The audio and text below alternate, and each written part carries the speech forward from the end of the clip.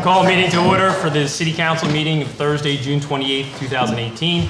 Please stand for a pledge of allegiance and prayer. I pledge allegiance to the flag of the United States of America and to the republic for which it stands, one nation, under God, indivisible, with liberty and justice for all. Our Heavenly Father, we come before you this evening, seeking your blessing over this meeting. Guide us with your spirit of wisdom as we make decisions for our community, that we may use our best skills and judgment, keeping ourselves impartial and neutral as we consider each matter before us. May we never forget that all we do here and all we say is for your glory. And in closing, we lift up all who have served and sacrificed in the military to protect the freedoms that allow us to meet tonight. We ask all this in your sweet, precious name. Amen. Amen. Hey, Mr. Barr. Here. Ms. Bergman. Here. Mr. DeFleeger. Mr. Hartzell. here. Mr. McClellan. Here. Mr. Wilson. Here. Mr. Madden. Here. Adequate notice of this meeting has been given pursuant to Public Law 1975, Chapter 231. Reminder, please silence or turn off your cell phones. All right, we're going to move into citizen comment. We have several people signed up tonight, so we're going to put citizen comment at 3 minutes so we can get through it and go through the rest of the meeting. First up, we have Ed.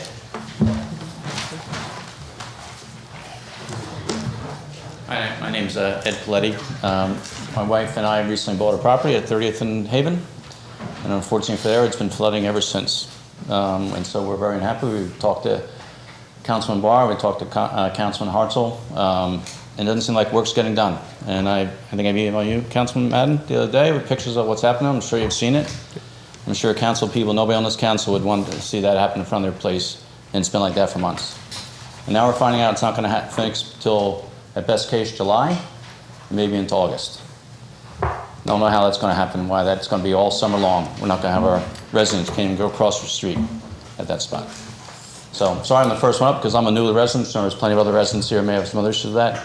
So that's really all I want to say about it. Just we're very unhappy about it. I expressed my displeasure to Councilman Barr. Know what to do about it. You know, I mean, what's the alternative we have to do this? The workers aren't out there enough. There's nobody working on weekends for that. Nobody working extra hours, doesn't seem like. Doesn't seem to be happening. And that's my complaint. So I can go on and on. I don't know how much anger I want to express to you guys, but I don't want to take up more time. There's plenty of people to talk here tonight, but very unhappy about it. Can't express my displeasure or displeasure enough about it. Thank you. Bob? My name is Bob Dubill. I live at 2837 Haven Avenue, very close to the 29th Street and Haven Avenue intersection, which is one of the lowest portions of the island. In the past, we used to experience the odd flooding from tidal flooding, and over the past several years, check valves had been installed, which seemed to be quite effective. Now we're seeing twice a day tidal flooding, and the water's just coming up over our sidewalks, over my grass. It's killing my grass. And it sounds to me like the check valves must no longer be in service. I know there's going to be a pump station put in at various locations, but I don't understand why the check valves would be eliminated or bypassed or whatever the story is with them. So I guess my basic question is, are the check valves going to be in service or not? If not, we're going to have this continuing flooding for who knows how long, until the pump stations are installed. Thank you. Thank you, Bob. Brian? Brian McPeak, 2917 Simpson Avenue. I guess I'm going to have to speak quickly. Frankly, I'll start off a little snarky. Most of the residents here tonight are all in the same project, the drainage project, and all the problems and issues that we've encountered. And I come to these meetings a lot, and traditionally you give 5 minutes to every speaker. And because of the way the city has managed this project, all these residents have to come out and complain. And now we're limited to only 3 minutes to be able to express what kind of living conditions we've been put up with. And I don't think that's the kind of treatment we ought to be getting from the city when we have such a serious issue to deal with. Now let me come to the issue from several points. You'll have lots of residents talk about the state of the construction, the state of the flooding. I think there's two issues that I want to make clear, and I'm going to ask for council specific action on one of them.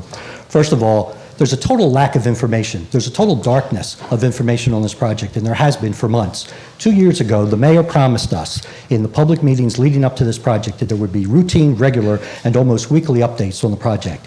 They started that way. That's what happened in the spring of 2017. That's what happened in the fall of 2017. But as soon as the contractors started to give trouble on the project, the communication stopped. I personally asked on several occasions that we get updates. We got a few. They were half-hearted and certainly inconsequential. Now that we're in a complete and total chaos on the project, we hear nothing from the city, and it becomes harder and harder to get information. I want to give a shout out to two councilmen, Councilman Hartzell and Councilman Barr, who have tried really hard to be responsive to each and every person who calls. Last weekend, the two of them came through the neighborhood, personally talked to all of us, they looked at the construction, and they got a firsthand experience of what we're putting up with. I would certainly encourage, ask, and suggest that the rest of the council and the administration and the senior staff do the same, because when you see firsthand what we're encountering every day, you'll have a greater appreciation for what we're being put through. Now, the action that I'm going to ask of you tonight, and this is solely to the council, and it's an exercise of the singular duty and responsibility that you're entrusted with as the governing council of the city, and that is the fiduciary responsibilities. I'm going to ask that you pull resolution number 19 from your docket of what you call routine and normal resolutions, so that you vote separately on resolution number 19, which happens to be your roster of bill payments. And embedded within that resolution is a bill for $812,000 to AE Stone, the general contractor on this project. And I would suggest to you as council, who awarded this contract at $6.5 million last February of 2017, and has the responsibility to see that the money is spent properly and appropriately, that you not award the payment of that claim tonight until the city provides the following information. First, an explicit detail of what constitutes the $812,000 invoice. What work is it that we're paying for? Because usually you don't pay for the work till you're fully satisfied that it is done to total completion. It's hard for me to imagine how you can see any of the project completed yet, given the state of construction. Second, I think you should ask how much of the $6.5 million has already been expended and paid. Third, you should ask how much is remaining. What is the estimate for the cost to continue? And what kinds of change orders we're going to see on this project? Because there's no doubt this project's going over. It's over time. It's clearly over budget. Thank you. Thank you. Suzanne?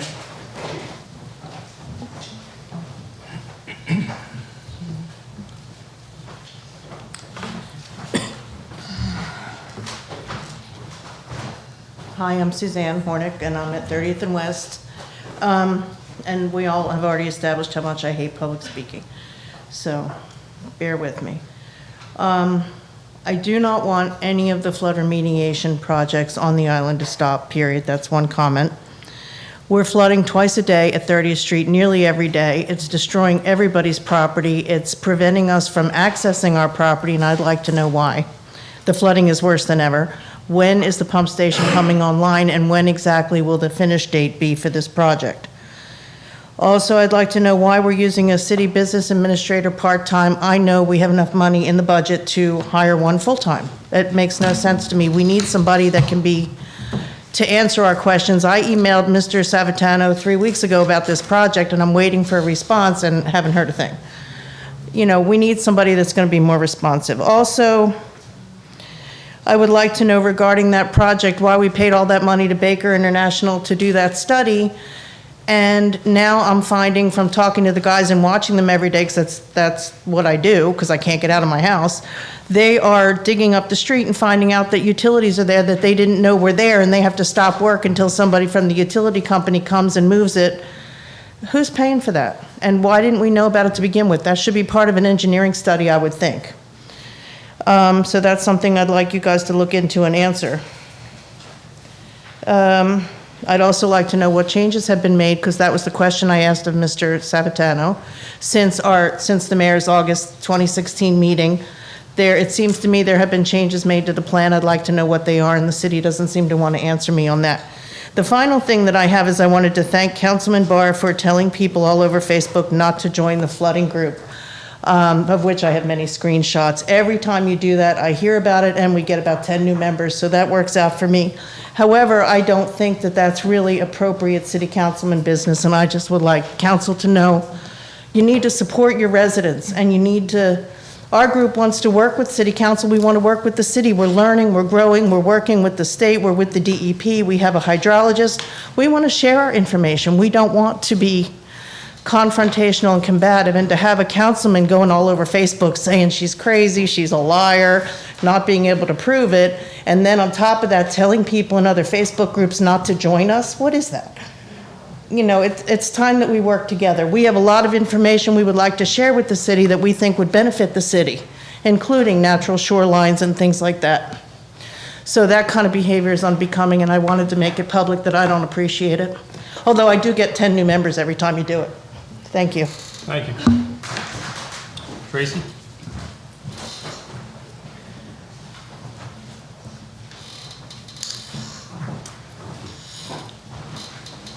I'm Tracy Driscoll. I live at 2900 Haven Avenue, and I agree with just about everything that's been said before. But I have one major concern that I talked to George about earlier, and that's the code requirements for the curbs themselves.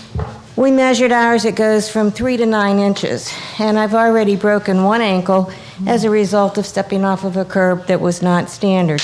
So I just want to know if there is a code, I'm told there is, and why we aren't adhering to the standard curb heights, because I consider it a liability for the city as well as the taxpayer and myself as the property owner that's sitting there when somebody falls on that curb. And I talked to George today, and he's getting back to me, so I do appreciate that. Thank you. Thank you. Paul?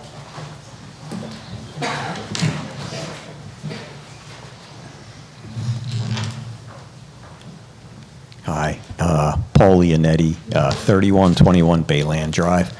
I have three comments, and I have nothing prepared because I didn't know till a little while ago I was coming here. First, I'm glad to hear that you plan to continue the paving and whatnot in the Bay Landings area. There was like an urban legend that it was going to stop, so I'm glad it's going to continue. But I was talking a little bit to Tony. I do have one complaint about the paving. On Haven Avenue, if you're trying to ride your bicycle to the beach, at 32nd Street, that's all beautiful, all new paving, but if you're riding down 32nd Street, when you get to Haven Avenue, they put a curb there, where there used to be a bicycle path, and they've sort of torn it up recently. So there's no way to ride across Haven now on 32nd Street. It needs to have some sort of a small opening. I know they put the curb there so cars won't drive, but there's a lot of us that ride our bikes to the beach, and now you have to stop, carry your bike up over a curb, and then go again. So it just seems a little silly that somebody can't just put a 3-foot little opening there.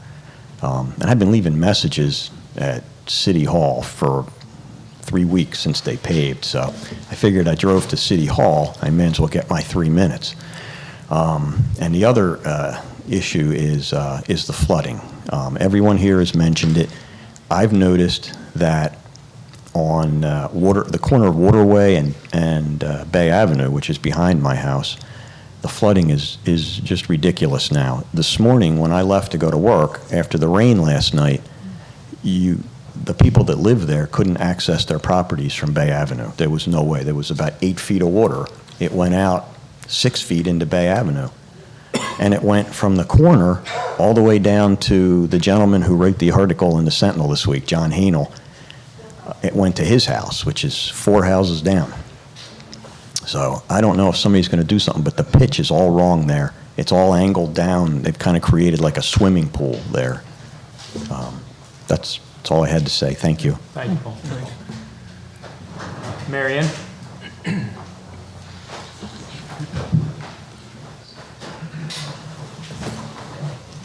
Mary Ann Munning, and I live at 3118 Haven Avenue. I agree with most of what people have said tonight. The flooding over the years, I am a full-time resident, has gotten so much worse, and, we had hopes when all this became available, the construction and all, but it seems to be getting worse. I'm hopeful that with completion, that we'll have some remediation from the flooding. Because there's days when we're trapped at the house for weeks, or if we hear there's rain, we park on Bay Avenue and trudge through the water to be able to have access to the outside world. On a personal note, last year, it's exactly a year, July 4th week, they put in a new sidewalk in front of our house, which was beautiful. They took out the bike path and put in, a nice new sidewalk. In the process, they took up the bricks that we had edging our property and that of my next-door neighbor, and it was mortared. We paid professionally to have it done. The reason why we wanted it was to keep the stones from, people walking. We have a lot of foot traffic on Haven going to 34th, 31st to 34th. And what has happened is they took them apart. My neighbor tried to talk to them, but there was a language, barrier. So what they did was they sent over a manager. He assured us that when they were finished doing the sidewalks, that they would come back and fix the problem. They came back, and when they took them up, they just kind of threw them haphazardly all over the yard. Then they came back and put them in. They're like jagged teeth. They're not stable. Now we have children that are walking on them. They are falling inward and outward. The stones are on the sidewalk now. So we have been promised that we are on a punch list, all right? And that's wonderful, but we don't have any clarification of when that's going to happen, if we are indeed on a punch list. And, we'd like some clarification as to, is this going to be resolved? Because it is a liability, it's a safety issue, and, I, am concerned as a homeowner that, it could be a potential problem. To make matters worse, and I may be running over my time, but I'll be real quick. To make matters worse, exactly what we're asking to have done has been done this week on the corners, on the four corners of Haven and 31st Street, which is exactly where I live.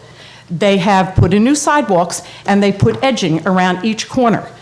We have the bricks. All we're asking is for them to come back and mortar them in, put them uniform so that there's some stability. And it would be cost effective. They're there. If they would come down, come down the street and just put some mortar in, and we'll be happy. Thank you. Jack?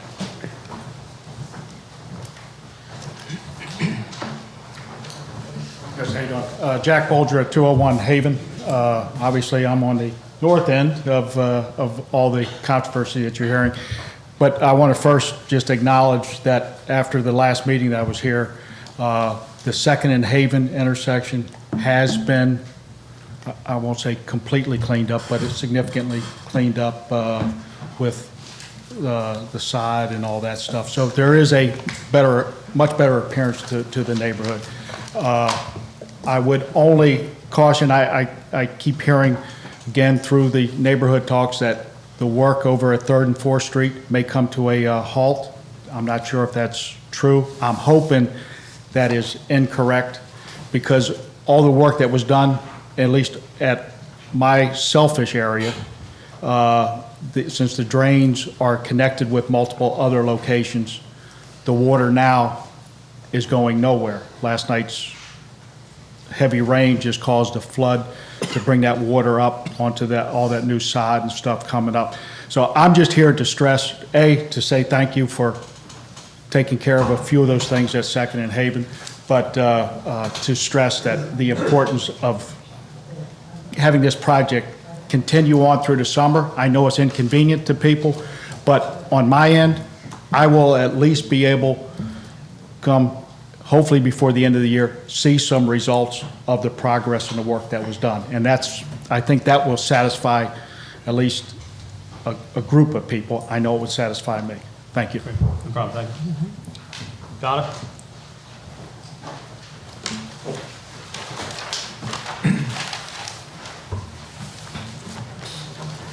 Donna Moore, Ocean Avenue.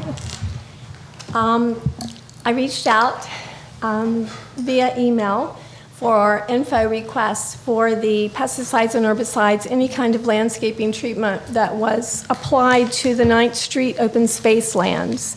And those emails were forwarded to Mr. Savastano and Mr. Madden. And then I did a follow-up this week, and I have not heard anything about the identification of the chemicals. 9th Street Park is being advertised, 9th Street open space is being advertised as a park. But earlier, the signs are gone now, but Site 1 Landscaping had done that. The website for Site 1 Landscaping says that they use Let's Go products. Let's Go products at this time of year, May and June, are post-emergent herbicides. They're 2,4-D and dicamba. Herbicide 2,4-D is 1/2 of Agent Orange. It's toxic to aquatic life. It's a probable human carcinogen from the United Nations World Health Organization International Agency of Research on Cancer.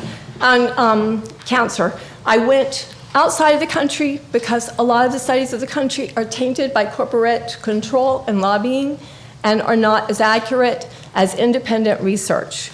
So if this Let's Go website about the website about Let's Go products is correct, then that means that probable human carcinogenic products were applied to the open space that now is being promoted as a park.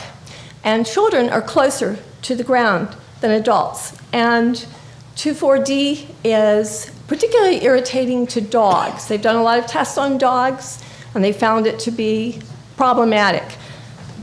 There's a solution. We don't have to poison our land. Also, if it floods, this stuff goes out to our bay and our ocean. It's toxic to aquatic life. What's the solution? Phoma macrostoma. It's a bioherbicide. It was discovered in Canada in the 1990s, heavily tested in Europe and Canada, and is safe for humans and pets. It's a short-lived fungus which will not hurt humans or pets. It's an alternative to toxic herbicides, does not bioaccumulate, and does not last from year to year in the soil.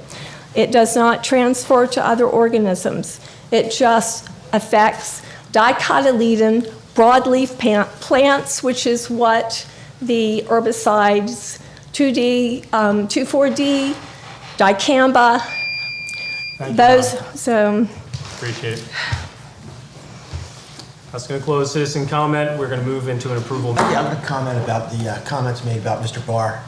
And I didn't see any of the comments in reference to his saying, don't join the group. I can show you. Excuse I'm me. good. I heard the desire to work with council and whatnot, but I do remember reading a post at one point. The only thing upstanding about Tony Wilson is his calic, and I believe someone wrote that in a. I never wrote that. Of course not. His no But shame. nonetheless, that certainly challenges your position. I So, wouldn't do that. It wasn't. Mrs. Please stop. so Well, he's accusing me of something I didn't. Please stop. I have to ask you to leave. sorry about that. Forgive me. I digress. Go ahead, Mr. Madden. We'll move on to resolutions. Mr. President, Yeah. if I could just make a brief comment. Sure, Bob. I was going to withhold to the